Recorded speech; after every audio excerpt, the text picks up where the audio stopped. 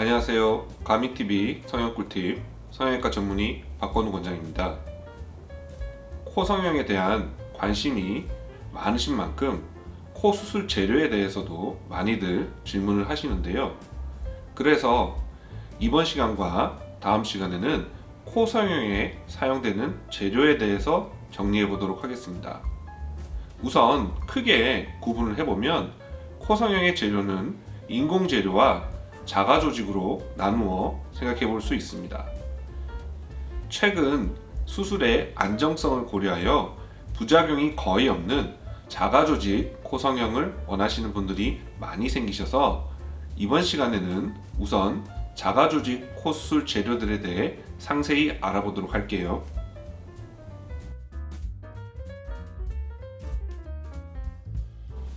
비중격 연골은 코 안에 위치한 튼튼한 코 기둥 연골입니다. 비중격은 비중격 뼈와 비중격 연골로 나뉘어져 있습니다. 우리가 채취하여 사용하는 부분은 비중격 연골 부분입니다. 코 안에 손가락을 넣고 만져보시면 중심부에 만져지는 연골이 있으시죠? 그것이 비중격 연골입니다. 이 비중격 연골의 일부를 떼내어 비주 부위에 연장 연결하여 이식하는 수술법을 비중격 연장이라고 하는데, 대부분의 의사들은 이 방법으로 코 기둥을 세우고 코 지지대를 만든다고 보시면 됩니다.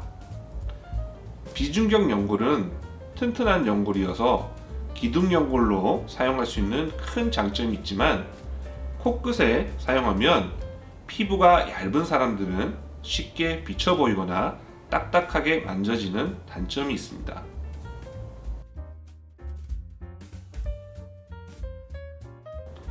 늑연골은 갈비뼈와 붙어있는 연골입니다. 가슴 아랫부분을 2에서 3cm 정도 절개하여 쉽게 채취할 수 있는데요. 늑연골은 우리 몸에 갈비뼈가 여러 개이므로 채취할 수 있는 연골 양이 풍부하고 콧대에 사용할 수 있을 만큼 충분한 길이로 채취할 수 있다는 큰 장점이 있습니다. 또 자가 조직 중 가장 단단하고 견고한 재료라 조직을 강하게 밀어줄 수 있어서 코 조직을 원하는 코 모양으로 쉽게 만들 수도 있습니다. 예를 들어 코 연골이 미발달된 선천성 기형코, 염증으로 구축된 코, 여러 번 재수술로 흉터가 가득 찬 코, 흡연으로 연골 흡수가 예상되는 코 등등에 적극적으로 사용하실 수 있습니다. 그리고 비중격 만곡증으로 비중격이 심하게 휘어 있거나 짧은 코에서 비중격 연골이 너무 작아 비중격 연골을 기둥 연골로 사용하기에 부적합한 경우에도 늑연골의 사용을 권장드립니다. 하지만 늑연골을 채취 후 채취 부위에 수술 흉터가 남을 수도 있고, 연골을 채취하는 시간이 추가로 필요해서 수술 시간이 길어질 수 있으며 수술 비용 또한 비싸지는 단점이 있습니다. 최근에는 사체에서 채취하여 거부 반응을 없애고 면역 처리한 기증 늑연골의 사용도 증가하고 있습니다. 기증 늑연골은 자가 늑연골의 장점을 많이 가지고 있어서 사용이 용이하지만 의사들마다 선호도의 차이가 있는 것이 사실입니다. 제 경우에는 기증 늑연골을 자가 늑연골과 구분하여 적절히 사용하고 있고, 기증 늑연골의 사용에 한계가 있다고 판단되는 환자에게서는 자가 늑연골을 직접 채취하여 사용하고 있습니다.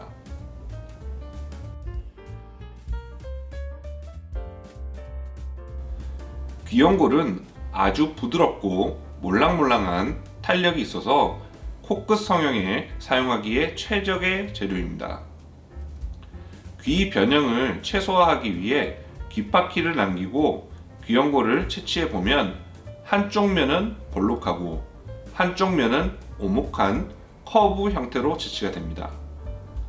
이 연골의 커브 모양의 특성을 잘 활용하여 콧구멍 모양을 다시 만들어 주거나 귀염고를 층층이 쌓아서 코끝과 콧대를 높이는 데 사용하면 매우 좋습니다. 또한 콧대에 울퉁불퉁한 부분이 남아있으면 귀염고를 사용하여 매끄럽게 메울 수도 있는 장점이 있습니다.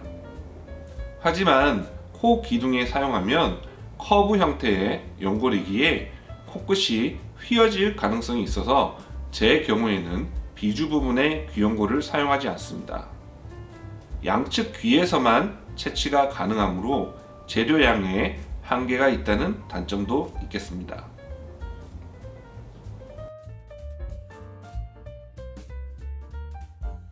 진피는 일반적으로 수술 흉터를 숨기기 위해서 엉덩이 골을 따라 4에서 5cm 정도를 절개하여 채취합니다.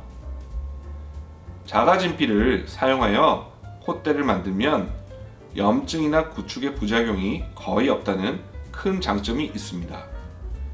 하지만 수술 직후 콧대의 부기가 6개월 이상 장기간 지속되며 개인에 따라 차이는 있지만 50% 이상 흡수되는 경우도 발생할 수 있다는 단점이 있습니다.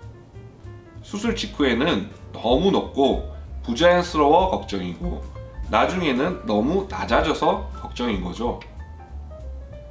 자가진피는 엉덩이에서 채취되는 진피 조직이 주변 조직에게 이미 부어있는 이유 등으로 부기가 빠지고 나서 얼마나 높이가 흡수되어 낮아질지, 콧대의 최종 높이가 어떻게 될지 예측하기가 어려운 제도입니다. 그래서 제 경우에는 이런 문제점들을 보완하기 위해 어느 정도 흡수율 예측이 가능한 건조된 기증진피를 콧대에 사용하기도 합니다.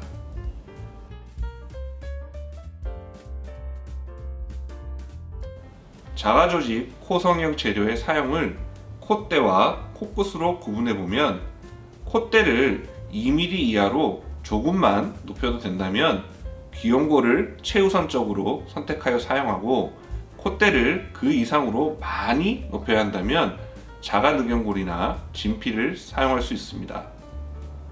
코끝은 부드러운 귀염고를 사용하는 것을 원칙으로 하되 피부가 얇은 분에 한해 일부분만 진피를 사용할 수도 있겠죠. 또한 튼튼한 비중격 연장이 필요한 경우라면 자가늑연골의 사용을 꼭 추천드립니다. 자가조직 코성형은 부작용이 거의 없는 가장 안전한 코수술 방법입니다. 하지만 수술 재료도 다양하고 수술 재료를 채취하고 가공하는데 능숙한 기술이 필요하므로 인공 재료를 사용하는 코수술에 비해 난이도가 높은 편입니다. 그러니 꼭 재수술 경험이 풍부하고 숙련된 의사에게 코 조직의 상태를 정확히 진찰받고 그에 알맞는 자가조직 재료로 수술을 받으셔서 부작용 걱정이 없는 아름다운 코를 평생 가지시길 바랍니다. 도움이 되셨다면 좋아요, 구독 꼭 눌러주시길 바라요. 다음 시간에 또 만나요. 여러분 안녕.